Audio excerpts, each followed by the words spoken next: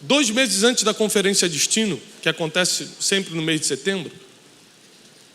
Então, em julho do ano passado, Deus, em oração, me lembrou 3 amigos íntimos, 3 amigos que comiam na minha mesa, eu comia na mesa deles, amigos muito próximos. Deus me lembrou o nome deles 3, me botou eles em oração, eu orei por eles 3, isso era uma madrugada, e Deus falou assim para mim: faça silêncio com eles. E tem coisa que Deus te pede que você não vai entender o porquê. Eu falei assim: mas como fazer silêncio? Ele falou assim: seja educado, dê oi quando encontrar, mas faça silêncio. O que é fazer silêncio nesse pedido de Deus? Às vezes você liga para mim: fala, companheiro, e aí, não sei o que, sexta-feira, vamos para você para onde? É só parar com o estardalhaço. Diminui o estardalhaço, seja educado. E durante 2 meses, na verdade foram 4, 2 meses antes da conferência, 2 meses depois, esses 3 amigos muito próximos, eu estou falando de gente muito próxima, eu fiz silêncio. Se eles me escreviam no WhatsApp, por exemplo: ei, como é que está? Eu falo: ô querido, tudo bem, está tudo na paz. Só que para quem você é muito próximo, se ele te falar está tudo na paz, mas não agir da forma que sempre agiu: fala, companheiro, e aí como é que você está? Você fala: está diferente o Tiago. E nesses 3 amigos, com esses 3 amigos eu agi da mesma forma, pastor. Eu simplesmente não parei de falar, ou seja, não é que eu bloqueei ou fingi que não lia. Eu falava: oi, boa tarde, oi, não, está tudo na paz. Eu só não era, eu não fazia o estardalhaço. Ah, amigão. Os 3 eram meus amigos por anos, mas os 3 agiram de forma completamente diferente ao meu silêncio. Eu não sabia o porquê Deus me pediu aquilo, eu só vim descobrir depois. Mas eu quero te dizer a reação dos 3. O primeiro ficou atordoado e começou a perguntar para todo mundo que era amigo em comum se eu estava falando com eles. Então eu falei assim: o Tiago não está me respondendo direito. Então ele chegava no amigo comum e falava assim: Maurício, o Tiago está falando contigo? Ô Maurício, cara, tá, normal. Eu falei: o Tiago não está falando comigo, está falando com o Maurício. Aí ele ia no outro: o Tiago está bem contigo? Eu falei assim: tá, mandou um áudio ontem, está tudo bem. Então, em nenhum momento esse primeiro amigo, isso é uma história verdadeira, aconteceu comigo ano passado, esse primeiro amigo em nenhum momento me ligou. Ele, apesar de ser amigo íntimo, de comer na minha mesa, eu como na mesa dele, somos amigos de muito tempo, passamos por muita coisa junto, ele, sentindo que eu estava diferente, ele não ligou para mim. Sentindo o meu silêncio, ele não ligou e falou: cara, tá tudo bem entre a gente? Como o ser humano tem dificuldade de perguntar se as coisas estão bem. A gente prefere fazer outras coisas do que simplesmente ir direto no ponto e resolver. Como a gente é feridinho. Como a gente quer carregar o peso da mágoa, o peso da confusão mental. Você nem sabe o que está acontecendo, mas já está chateado, já está ferido, já está com ódio. Ele simplesmente não falou comigo. Ele só ia na circunvizinhança e perguntava como é que eu estava, o que estava acontecendo comigo. Ninguém falou nada, ele também não fez nada. Não falou bem nem mal de mim, ele simplesmente ficou inerte. O segundo amigo, que hoje não é mais, ele, vendo que eu estava em silêncio, começou a procurar pessoas para falar de mim. Ele falou assim: Tiago tem falado contigo? Não. Sabe o que é isso? É orgulho. Isso aí é altivez. Não, ó, vou te falar uma coisa, na verdade, eu nunca nem gostei das palavras dele. E aquilo foram 4 meses. Os prints chegando. Olha, o teu amigo está falando mal de você. E mandava o print. Eu falei: ok. Fazer o quê? Então um fica inerte. Não liga para mim, mas procura saber como eu estou pelas pessoas em volta. O outro vira meu inimigo. Não liga para mim e começa a falar mal de mim. E teve o terceiro amigo, que começou desesperadamente a mandar mensagem: cara, você realmente está bem? Estou bem. Ele mandava áudio: amigo, você está bem? Estou bem. Então, eu posso fazer uma conferência aqui na igreja e você vem? Os 3 são pastores e são meus amigos de muitos anos. Um deixou de ser. Porque eu liguei para ele e falei assim, olha, eu nunca vou falar mal de você. Eu nunca vou ser teu inimigo. Mas meu amigo, você não é mais. Porque o silêncio revela muita coisa. O terceiro amigo começou a me ligar e falou assim, cara, por favor, vamos jantar junto? Eu falei, eu não posso, eu estou cheio de coisa para fazer, a conferência está aí. Então prega aqui na igreja. Eu falei, olha, não dá agora, depois da conferência. Então vamos orar junto agora? Vamos, ora aí. Eu começava a orar, Senhor, abençoa o Tiago e tal. 3 amigos que tinham a mesma oportunidade de sentar à mesa. 3 reações totalmente diferentes diante do silêncio. Um ficou inerte, um virou inimigo e começou a falar mal. O outro se aproximou muito mais. 2 meses depois, foram 4 meses total, 2 meses depois da conferência, eu liguei para cada um para dar o relatório. Um para desfazer a amizade, obrigado, mas o silêncio revelou quem era você. O outro para me tornar ainda mais amigo, obrigado. O silêncio revelou que você é meu amigo. E o outro para falar, olha, você tem coisas para consertar, mas vamos continuar amigos. Você ficou inerte em cima do muro. Você podia ter me ligado. Porque tem gente que precisa só de uma instrução para melhorar. Tem gente que não dá para continuar junto. Você precisa aprender isso. E eu falei assim, Deus, eu perdi um amigo por causa desse silêncio. E Deus falou, não, ele nunca foi teu amigo. E eu falei assim, por que tu me pediste isso, Senhor? Deus falou assim, para você entender como eu conheço as pessoas quando paro de falar com elas. Quando Deus para de falar com alguns filhos, Ele começa a entender para onde eles correm quando Ele fica em silêncio.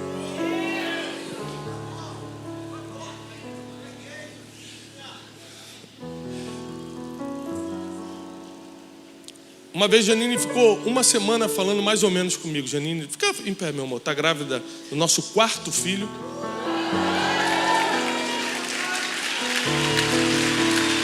É muita coisa, jovem.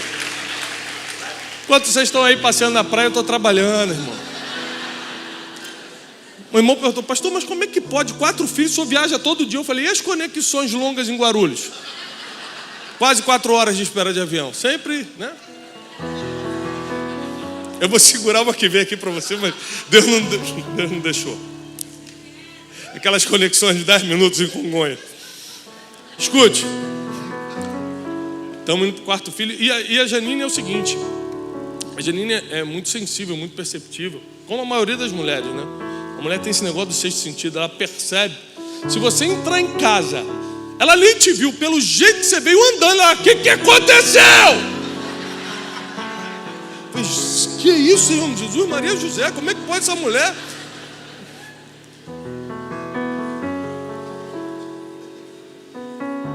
Mas o contrário também acontece. Às vezes você está cansado, alguma coisa está acontecendo, mas involuntariamente, por uma semana, eu falava normal, claro. Não tem como marido e mulher deixar de se falar. Se você já deixou de falar com seu marido ou com a sua mulher, você precisa saber que não é normal. Você está precisando de ajuda, né? Mas sabe quando aquela semana você não está... Você está em silêncio. Quem está entendendo o que eu estou falando? Marido e mulher, sabe, você está em silêncio. Não é a mesma coisa. Ela talvez não tenha percebido, mas ela começou a fazer coisas que antes ela não fazia. Ela falou assim, eu vou cozinhar hoje. Dispensou a menina de cozinha, desde que hoje eu cozinho para o Tiago. Ela começou a agir durante a semana para tentar entender por que eu estava em silêncio.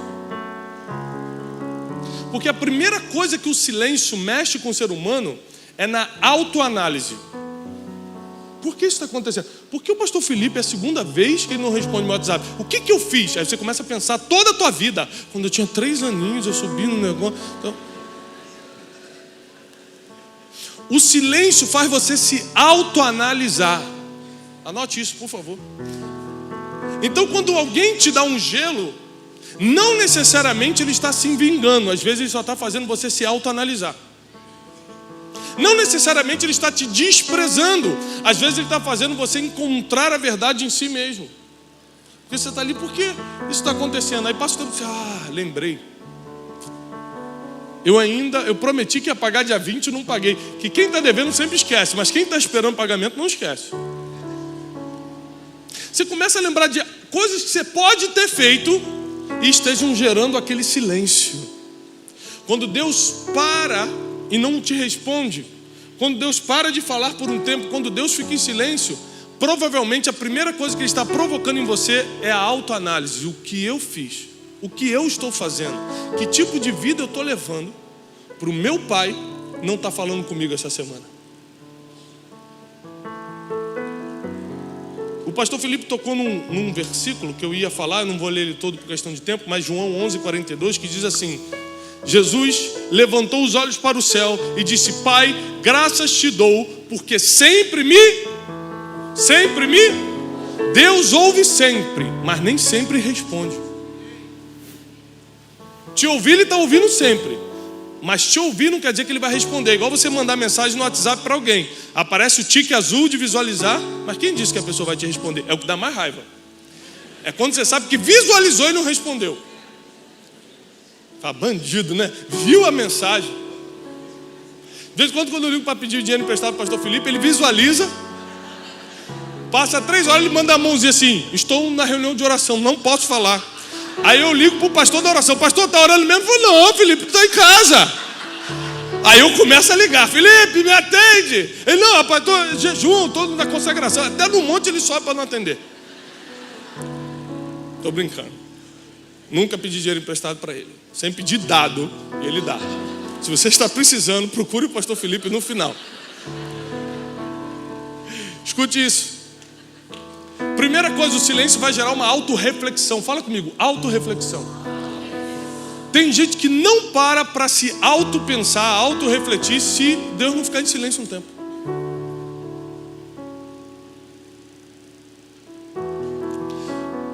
E eu, porque estou todo dia no altar, porque Deus tem me confiado projetos muito grandes, eu preciso que Deus fale comigo.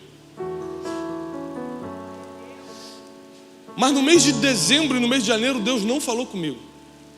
Eu parava lá em casa, começava a orar, Deus não falava nada. Eu pegava a Bíblia, lia, Deus não tocava em nada no meu coração. Eu comecei a ficar aflito.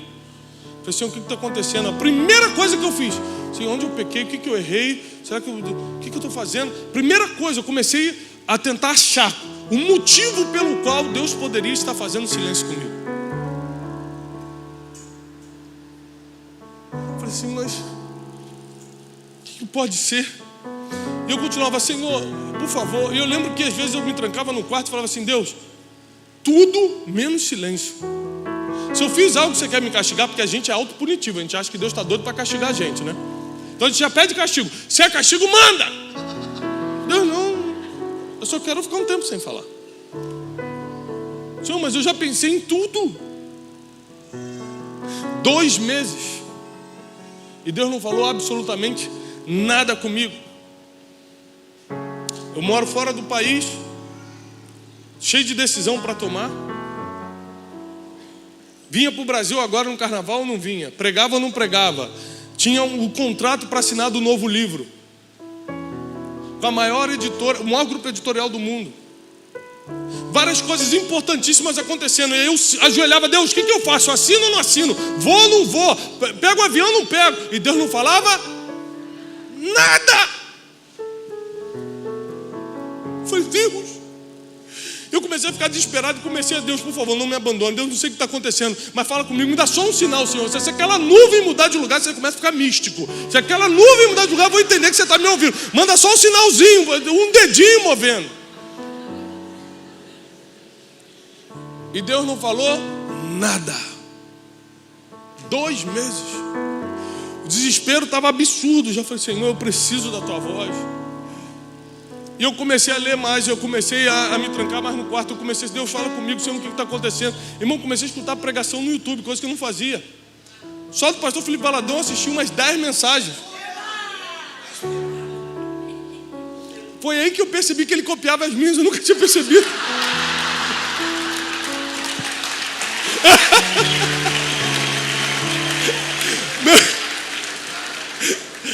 Tô brincando.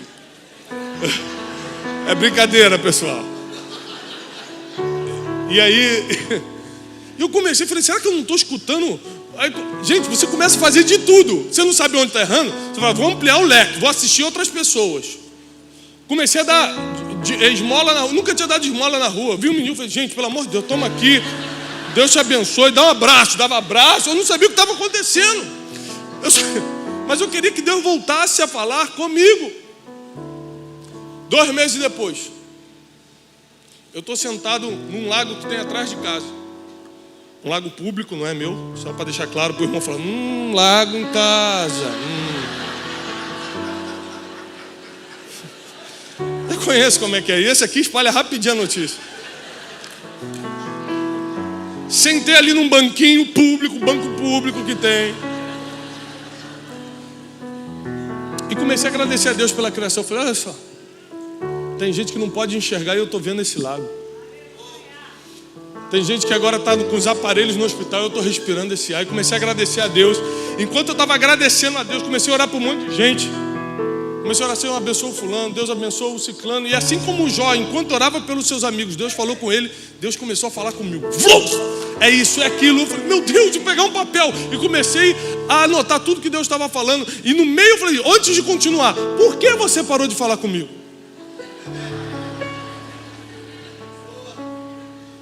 E Deus falou assim, eu só queria saber para onde você ia correr nesse período. Só queria saber o que você ia fazer. Porque tem gente que quando para de falar com o outro, começa a trair, começa a dar as costas, quer saber então segue tua vida. Ah, não vai falar comigo não. Tem gente que murmura, tem gente que amaldiçoa, tem gente que blasfema. Mas você se aproximou. Mas você foi mais para o quarto orar, você leu mais a Bíblia, você teve mais, tentou me buscar de todas as formas. Eu vi aquele abraço no mendigo. Graças a Deus. E foi aí que eu descobri que o silêncio é uma das maiores armas divinas para te preparar para o próximo nível. O silêncio de Deus não é um castigo, é uma preparação para a próxima fase. Jesus estava na cruz. No pior momento da vida dele, com cravos nas mãos e nos pés. Ele tinha obedecido em tudo. Ele fez tudo certo. No momento que ele mais precisou, que ele gritou, Eli, Eli, lama sabachthani, Senhor, Senhor, por que você me desamparou? Eu fiz tudo certo. Eu resisti à tentação de 40 dias no deserto. Eu treinei aqueles 12 homens. Tudo que você me pediu, eu fiz. Eu fui fiel até a cruz. Eu estou na cruz. Cadê você? Porque eu não escuto a sua voz. E Jesus morreu sem escutar a voz de Deus. Jesus na cruz, falando em aramaico. Por que você está me desamparando? Na língua que eles se entendiam. Por que você está fazendo isso? Deus ainda assim não se comoveu. Falou, calma filho, vai tudo melhorar. Não falou nada, ficou em silêncio. Porque o silêncio é a última etapa antes do maior cumprimento da tua vida, do maior propósito da tua vida, antes da grande realização da tua vida. Foi a morte e a ressurreição de Cristo que fez com que hoje tivéssemos vida. Existem coisas que Deus vai fazer silêncio contigo só para saber o que você vai decidir com o teu livre-arbítrio. Deus não é técnico de futebol para ficar, vai lá, vai, você consegue, vai.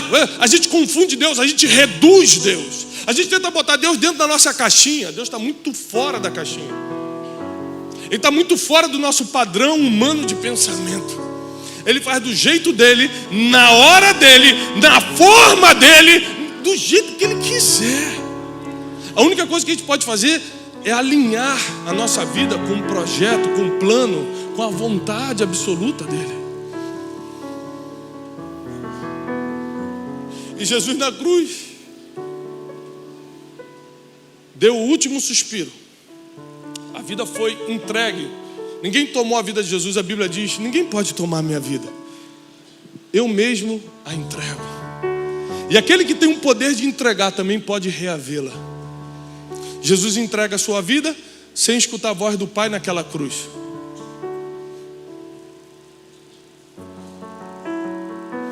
E ele vai cumprir o seu maior propósito, morrer e ressuscitar pela humanidade, por cada um de vocês. Mas na pior fase, ele fez isso sem tapinha nas costas, sem vai que eu estou contigo, você aguenta meu filho, calma só mais um pouquinho. Foi no silêncio, foi para ver para onde ele ia correr, foi para ver quem estava dependência e quem estava esperança. Tem gente que, se Deus ficar sem te dar um sinal, um mês você já quer saber, eu vou mudar de emprego, eu vou mudar de igreja. Aí você fica igual um peru tonto, de um lado para o outro, não sabe para onde vai, porque não tem direção, não sabe quem é, não tem propósito, e pior, não confia no Deus que você serve aqui aos domingos.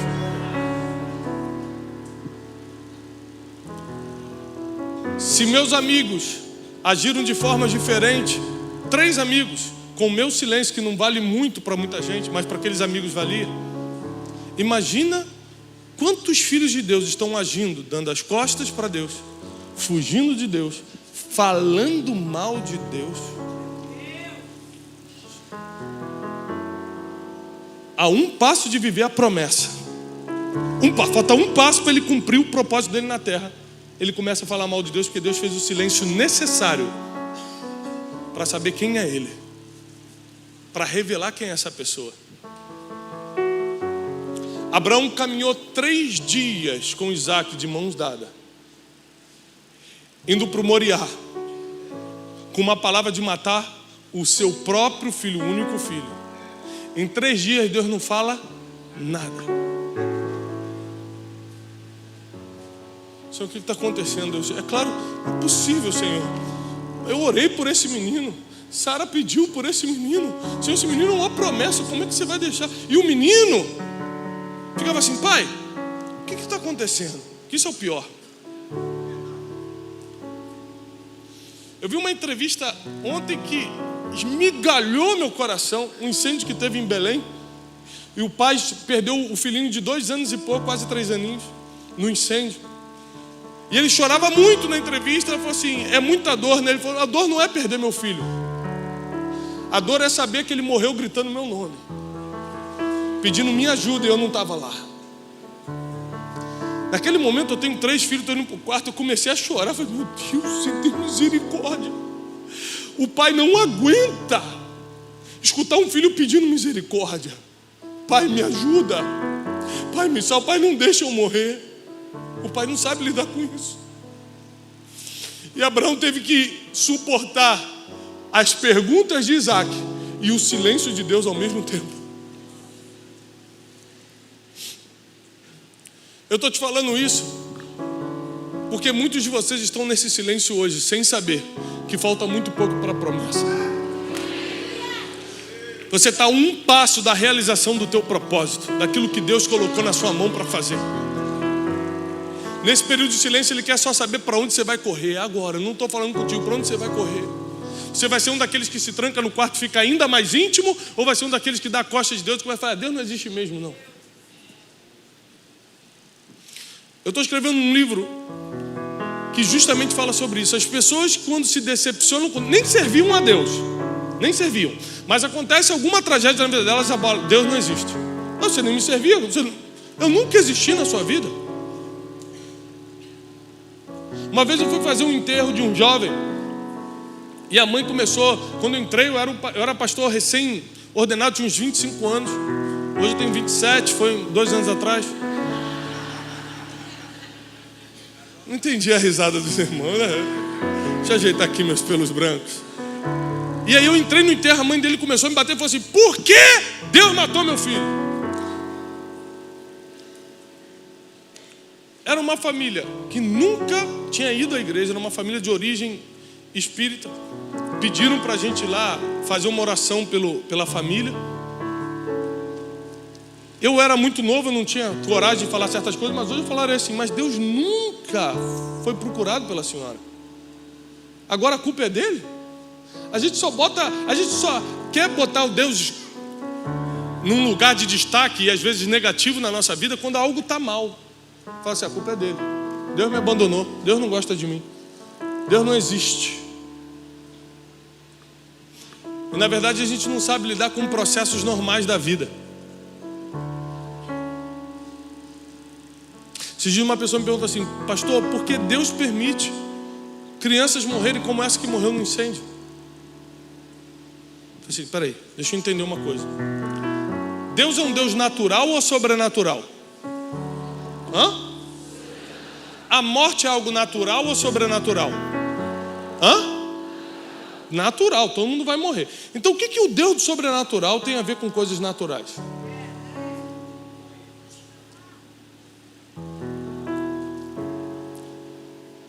Existem coisas que simplesmente são naturais da vida. Um senhor de 90 anos pode morrer, uma criança também pode morrer. Todo mundo aqui está debaixo do mesmo risco. A Bíblia diz que sol nasce sobre justos e injustos. A chuva também cai sobre os justos e injustos. Então a gente questiona Deus por coisas que a gente mesmo não entende. A gente nunca buscou conhecer a Deus, mas quer questioná-lo. Agora, para você que está passando por um silêncio de Deus, eu tenho uma boa notícia para você. Quem não conhece a Deus, questiona a sua existência. Quem conhece a Deus, questiona o porquê Ele está calado. Isso é muito profundo. Quando você vê uma pessoa questionando a existência de Deus, é que ela não tem a mínima ideia de quem é Deus. Quando você vê uma pessoa questionando o silêncio de Deus, essa pessoa é especial. Bota os olhos nessa pessoa. Coloca a sua atenção nas pessoas e fala: pastor, Deus parou de falar comigo. Coloca os teus olhos nela. Porque quando Deus voltar a falar, já vai ser para colocar num outro nível. Já vai ser para colocar numa outra fase. O que você está passando não é um castigo de Deus, é a preparação para onde Ele quer te levar nos próximos dias. Tem pessoas aqui que não têm a mínima ideia, porque nem olhos viram, nem ouvidos ouviram, nem jamais penetrou no coração do ser humano o que Deus tem preparado para aqueles que o amam.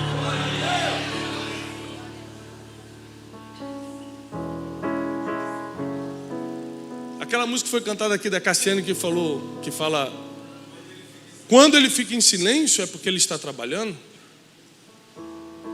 É uma verdade.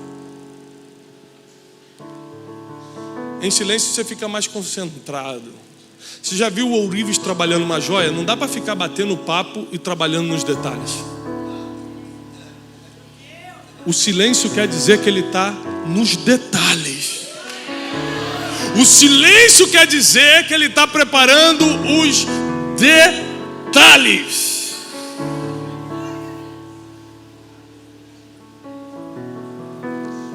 E provavelmente, realmente, não vai ser do jeito que você queria, vai ser do jeito dele. Mas o jeito dele, a vontade dele é boa, perfeita e agradável. Se a sua vida ainda não está boa, perfeita e agradável, ainda não está, porque você ainda não está no centro da vontade de Deus. Porque a vontade dele é boa, perfeita e agradável. Perfeito não é ter o que o outro tem. Perfeito é estar contente com o que ele te deu.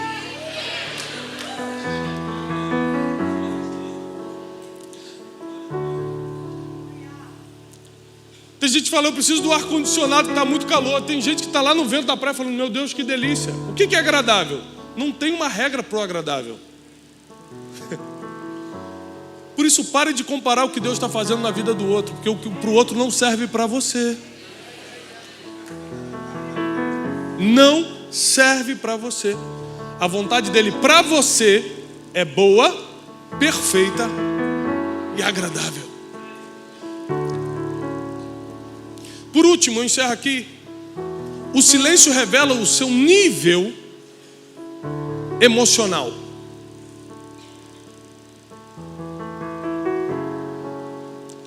O seu nível de realização, a forma como você lida com as próprias emoções. E quanto menos você estiver trabalhando no teu propósito, quanto mais longe você estiver do teu propósito, mais com raiva você vai ficar quando Deus fizer silêncio. Forte. Amém. Obrigado, irmão. Eu me sinto bem-vindo. Só segura aí. Obrigado. O irmão jogou ali para emocionar. É quando você passa da hora da pregação, eles começam, jogam informação ali, bem-vindo, amém, obrigado por terem vindo, todos vocês. E o pregador não se toca e continua. piano já está ali, já vai aumentando. Daqui a pouco ele puxa na voz. Senhor. Me dá 5 minutos, eu prometo. Alguém aqui me dá só mais 5 minutos? Só mais 5? 5. Quem me dá 5 minutos, levanta a mão. 5, 10, 15, 20, 25, 35, 3 horas. É vigília!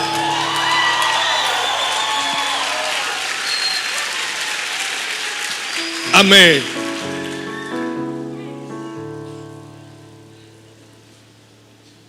Eu fui procurar esse amigo que se aproximou ao invés de afastar no silêncio. Eu queria te fazer uma pergunta. Isso foi recentemente agora, duas semanas atrás, né? Ele foi lá em casa. Falei, posso fazer uma pergunta? Ele pode. Porque nos 4 meses, a gente é amigo íntimo, nos 4 meses que eu fiz silêncio contigo, você se aproximou. Foi o primeiro que eu te amo muito. Meu irmão fez uma gracinha ali. O pessoal é engraçadinho, né? Botar ali perdão, pastor Tiago. Foi a emoção de te ouvir, o cara escreveu ali. Tá perdoado, irmão. No final, vamos conversar ali, por favor, na salinha. Equipe de libertação me acompanhe no final. Com certeza você não está sozinho, não. Isso aí está acompanhado. Isso aí é aquele que é só com jejum e oração. A casta é só com jejum e oração. Ele falou, primeiro que eu te amo. Eu não ia conseguir lidar com essa ausência a troco de nada. Se Deus tivesse me falado para me afastar, é uma coisa. Agora, a troco de nada eu perder um amigo, não dá. A amizade hoje é coisa difícil, gente. Eu tenho poucos amigos. Felipe é um deles. Então, eu fico pensando como era aquela geração de pastores que um competia com o outro, ou não gostava do outro, ou não falava com o outro, ou ficava com medo de revelar o seu ponto fraco que o outro podia expor, porque na minha geração a gente se liga para chorar junto, para falar, cara, ora por mim que hoje eu estou mal. Na minha geração, um tenta apoiar o outro, a gente se liga, são poucos, não são muitos, mas sem amigo não dá para viver bem. Precisa de gente para estar orando pela gente para estar conversando, gente para estar no dia ruim, falou, cara, hoje eu estou mal. Recentemente eu orei por um dos nossos amigos em comum, e falou, cara, eu estou mal, eu tenho que pegar um avião agora, eu acho que é ataque de pânico, porque eu estou aqui todo tremendo, me deu uma sensação de morte. Eu orei por ele, fui conversando com ele até ele entrar no avião, cheio de coisa para fazer, irmão, carregando as coisas. Meu irmão, olha, Deus vai te abençoar, entra nesse avião, não fica com medo não. O que a gente faz sem amigo? Não dá para perder uma amizade no mundo de hoje. Então ele falou para mim, olha, não ia perder sua amizade, mas segundo, eu entendi que Deus estava me dando um crescimento muito grande na minha igreja. E eu pensei, se Deus está me dando esse crescimento, imagina o que Ele está fazendo na vida do Tiago. Às vezes é só aquela fase que você está muito envolvido com o que Deus te colocou para fazer e você se desprende um pouco. Por que ele pensou assim? Porque ele estava crescendo. Quem me deu as costas e começou a falar mal era o que não cresceu. Aí ele tem tempo para fantasiar. É por isso que a gente tem que perdoar os mais fracos, diz a palavra. Porque quem está trabalhando para o reino tem resultado. E o resultado dele faz... Ele entendeu o que está acontecendo com você. Ele consegue se colocar no teu lugar, empatia. Ele fala, poxa, se comigo está complicado, porque meu ministério está fluindo muito, está crescendo, imagina como está lá. Então eu vou entender, às vezes é uma fase. O outro não, o outro está parado. Não cresce nada, nada acontece. Então ele começa a não só ficar com raiva do silêncio, mas com raiva do teu crescimento. E é aqui no silêncio que você revela o nível da tua inteligência emocional, o nível das tuas emoções. Quando a Bíblia usa a palavra coração como sede das emoções, são mais de 928 vezes que a Bíblia menciona a palavra coração como sede das emoções. Está tratando de mente hoje, a gente sabe que é mente, que o músculo, o coração não tem sentimento algum. A Bíblia está falando justamente da tua vida emocional, da tua inteligência emocional. A Bíblia fala, por exemplo, sobre todas as coisas que se deve guardar, guarda o teu... Não está falando do músculo coração, ou seja, não é para você tomar ômega 3 para ficar com o coração bom. Está falando das tuas emoções. Sobre todas as coisas que você deve guardar, guarda as tuas emoções. E quando você revela o nível da tua vida emocional, quando alguém faz silêncio, você pode interpretar como desprezo, ou você pode interpretar como ele está trabalhando muito. A interpretação é de acordo com a tua ferida emocional, com o teu vazio existencial. A interpretação é de acordo com os teus filtros mentais, que já não entendem mais nada e absorvem a vida dos outros como se fosse a tua. A tua está ruim, você acha que dos outros está ruim. Você julga todo mundo, você acha que ele está te julgando também. Você seria capaz de pegar algo que não é teu, então você acha que alguém pegou algo também. Porque você sempre supõe dos outros o que você teria coragem de fazer. O silêncio então te leva à autorreflexão. O silêncio revela para onde você vai correr. E o silêncio revela o nível da tua inteligência emocional. Por isso eu reforço, o silêncio de Deus não é um castigo, é um teste para o próximo nível. Às vezes o silêncio de Deus vai fazer com que você mude a roda de amigos, porque a roda que você está foi legal até aqui. Para o próximo nível tem que ser outro tipo de amigo. Às vezes o silêncio de Deus vai fazer você mudar a sua perspectiva de futuro. Você achava que o que você está fazendo estava ótimo, mas o silêncio de Deus revelou que tem mais pela frente. Você precisa se preparar mais, estudar mais, ler mais, andar com pessoas que vão te levar para esse mais de Deus. A Bíblia diz: ande como um sábio e se tornarás sábio. Então tem gente que quer sabedoria e está andando com gente que não sabe nada. Que incoerência. Mas Deus está chamando um povo nessa noite que vai saber lidar com o silêncio das pessoas, porque nem todo mundo que está fazendo silêncio contigo hoje te quer mal. Inclusive você tem que lembrar que elas têm a vida delas para viver também, que você não é o centro da atenção da vida delas.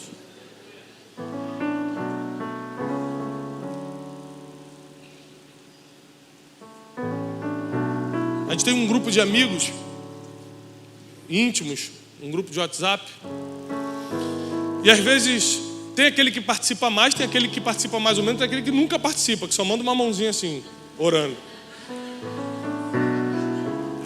Então o Felipe, assim, 3 horas da manhã, normalmente está mandando áudio. 3 horas da manhã. Né? Eu falei, gente, o que está acontecendo com esse homem? 7 horas ele manda o primeiro. Eu falei, gente, dormiu 4 horas só. Mandou um de 3, mandou um de 7. Então se o Felipe, por exemplo, ficar um dia sem falar, tem algo de errado, você tem que ir nele. O que está acontecendo? Tem gente que fala menos, e você já sabe que é normal ele ficar 2 dias sem falar, 3 dias sem falar no grupo. Mas nós também temos que supor que se um dia o Felipe, que adora falar, não falar no grupo, não quer dizer que ele está mal comigo ou com alguém do grupo. Pode ser que ele esteja muito envolvido na obra aqui da igreja. Então não crie fantasias por causa das tuas doenças emocionais. Não fantasie coisas, não ganhe inimigos que não existem. Tem gente que está cheio de inimigo que nenhum é real, nenhum. Ela conseguiu inventar todos. Aquela irmã ali não gosta de mim, ó, como é que me olha, ó. Aí o cara fala, mas ela não está nem te olhando. Fala, tá, você não viu aquele olhar de cobra que ela tem?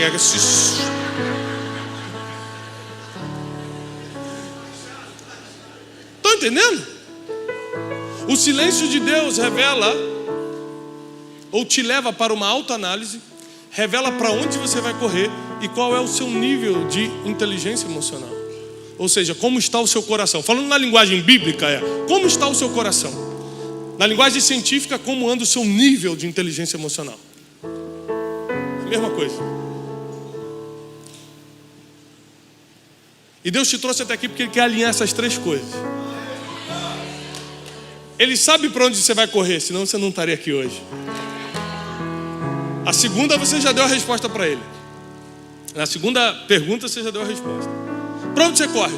Para a casa de Deus aqui, ó. Onde eu estou? Pleno carnaval.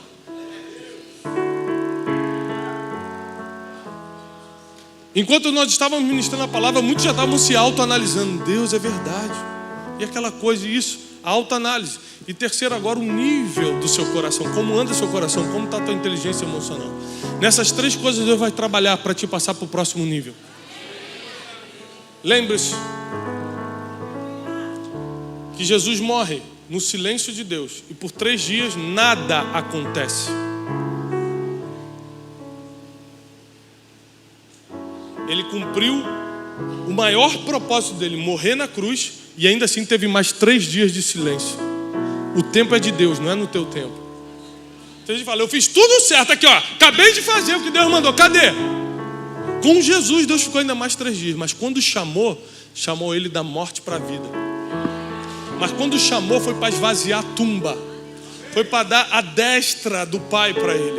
Quando chamou, foi para fazê-lo sacerdote para sempre, segundo a ordem de Melquisedeque, sobre as nações da terra. Quando chamou, foi para transformá-lo no nosso Senhor e Salvador. O teu maior propósito está depois do silêncio de Deus. Fica de pé, eu preciso orar por você.